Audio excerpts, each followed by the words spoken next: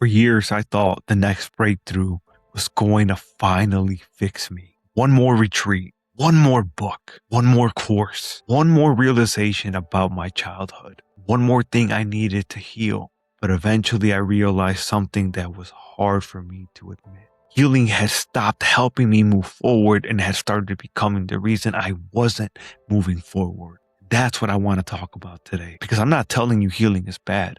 I'm not telling you to stop therapy, stop journaling, stop doing shadow work, or stop getting support when you need it. I'm saying something much more specific. Stop making healing your identity because there is a massive difference between there are things in my life I'm healing and I am somebody who needs to be healed before I can finally live.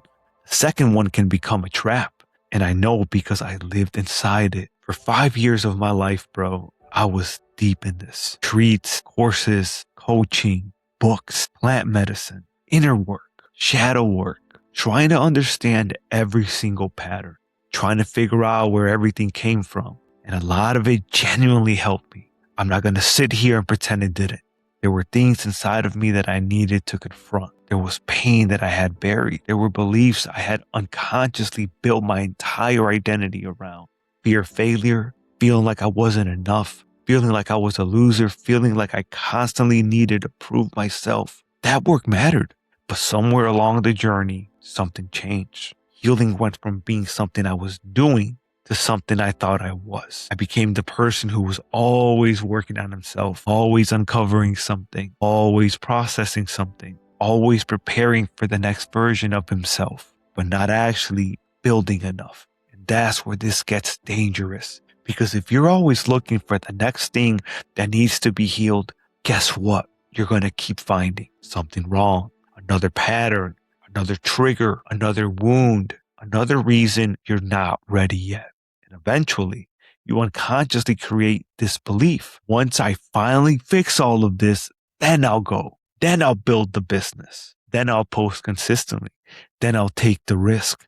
Then I'll put myself out there. Then I'll trust myself. Then I'll finally live. What if you're already allowed to live right now? Here's something I think we don't talk about enough.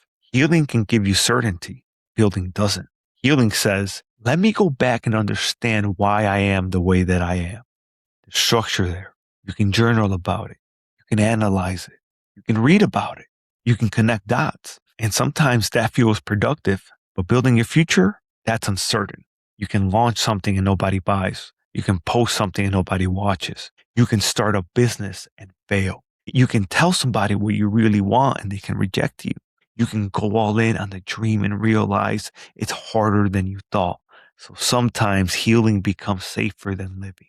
Think about that. Because if I'm constantly saying, I just need to do a little more inner work before I'm ready, then I never have to find out what happens when I actually put myself on the line. Healing can become sophisticated procrastination. And because it sounds healthy, because it sounds responsible, because it sounds evolved, you don't recognize that you're hiding. That was a massive realization for me. I had to ask myself, am I actually healing right now? Or am I using healing to avoid building? That's a completely different question. And here's where I want you to go deeper, because there can be a hidden payoff to staying the person who is healing. If I'm still healing, then I don't have to expect as much from myself. If I'm still healing, then maybe I don't have to fully commit yet. If I'm still healing, then every time something goes wrong, I can explain it by saying, well, I'm still working through some things. And again, sometimes that's true, but you have to be brutally aware of when that explanation becomes an identity that protects you from responsibility. Because eventually you have to ask, what would my life look like if I stopped seeing myself as somebody who was broken? Not perfect, not finished, not somebody who's never going to struggle again, just not broken. What would change? Would you finally start? Would you speak differently? Would you make decisions differently? Would you stop needing everybody's permission? Would you stop treating every mistake as evidence that there's something fundamentally wrong with you? Would you finally give yourself permission to become? This is probably the biggest thing I want you to take away. You can heal while you build. That's changed everything for me. I used to think these were separate phases. First, heal everything. Then build the life. But life doesn't work like that. Sometimes the next layer of healing only appears because you started building. You don't discover your fear of visibility until people actually start seeing you. You don't discover your fear around money until you actually start making offers. You don't discover your fear of rejection until you start putting yourself in situations where rejection is possible. You don't discover whether you believe in yourself until you're standing in front of uncertainty and have to make a decision. The building reveals you. Action reveals you. Your dream becomes a mirror. That's why you can journal for 3 years about fear of failure and still not truly confront it until something you care about actually fails. That's where theory becomes embodiment. So maybe the answer isn't heal more before you act.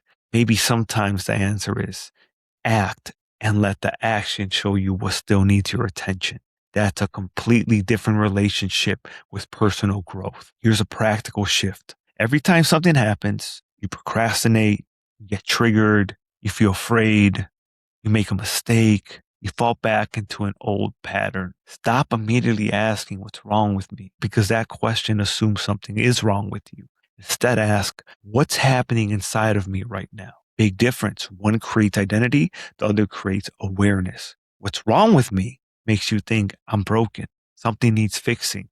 What's happening inside of me makes you think I'm afraid. Okay, what am I afraid of? I'm afraid people are going to judge me. Okay. Why does that feel threatening? Because when I was younger, being myself got me criticized. Now we have something we can actually work with. But I'm not turning the experience into who I am. The fear is happening. I am not the fear. The insecurity is happening. I am not the insecurity. The failure happened. I am not a failure. That's where you start separating experiences from your identity. This is where I think some healing work gets misunderstood. Understanding your past can be incredibly powerful. Understanding why you react the way you do can change your life. But eventually the question has to shift from why am I this way to who am I choosing to become now? Because if all you ever do is explain yourself through your past, you can unconsciously keep recreating it. My parents did this. This happened to me when I was 8. My ex did this. I failed here. I got rejected there. Okay, that's part of your story. But eventually, bro, you have to stop handing your past authorship over your future. There comes a point where understanding why the cage was built is not enough. You have to walk out of it. And walking out of it can feel terrifying because now there's no cage to blame. Now you have freedom, and freedom comes with responsibility. That's one of the pieces I think people miss because healing can sometimes feel safer because you still have an explanation for why you're not moving. But when you finally say, maybe I'm actually ready, now you have to do something. That's scary. But that's also where your life begins opening up. And I want you to be careful here. I'm not telling you, congratulations, you're whole. You'll never struggle again. That's just another impossible standard. You're going to have bad days. You're going to get triggered. You're going to doubt yourself. You're going to find new things you want to work through. You might need support. That's life. The goal isn't becoming some perfectly healed human being. The goal is stopping the belief that your imperfections disqualify you from living. You can be afraid and still act. You can have wounds and still love. You can doubt yourself and still take the risk. You can be processing something and still build the business. You can have an uncomfortable emotion and not build your entire identity around it. That's freedom to me. It's not nothing ever hurts me anymore, but instead, what hurts me doesn't get to decide who I am or what I do next. Here's what I want you to try. If you've been in the personal development world for years, if you're constantly working on yourself, if you're always looking for the next breakthrough, ask yourself, what would I start building if I stopped waiting to feel completely healed? Sit with that. Maybe it's the business. Maybe it's the channel. Maybe it's the relationship. Maybe it's moving. Maybe it's finally making the offer. Maybe it's applying for something. Maybe it's sharing your work, your gift. Maybe it's simply allowing yourself to enjoy your life without turning every uncomfortable emotion into another project. And then ask, what is one thing I can do this week from the assumption that I am already enough to begin? Not healed enough, Not perfect enough, not fearless enough to begin. That's the shift because you might not need another breakthrough. You might need evidence, evidence that you can trust yourself, evidence that you can fail and recover, evidence that you can be judged and survive it, evidence that you can take action while you're scared, evidence that you're capable of becoming the person you've spent years trying to understand. And if this hit you because you realize you've spent a long time trying to fix yourself before giving yourself permission to actually go after the life you want, that's exactly why I created Courage Unleashed. Because the goal isn't to spend forever analyzing every belief and every fear. It's to uncover the beliefs that are actually controlling your decisions, separate those old stories from who you are now, and build the courage to finally move, to make the offer, to post the content, to take the risk, to stop waiting until you feel perfectly ready and start building the life you've been thinking about for years. And right now, Courage Unleashed is more than 50% off. I'll leave the link below. But whether you join me or not, I want you to remember this. You are allowed to grow without treating yourself like a problem that needs to be solved. Do the inner work, do the shadow work. Get support when you need it, but don't spend your entire life healing for a life you never give yourself permission to live. At some point, you have to leave the healing room and start building.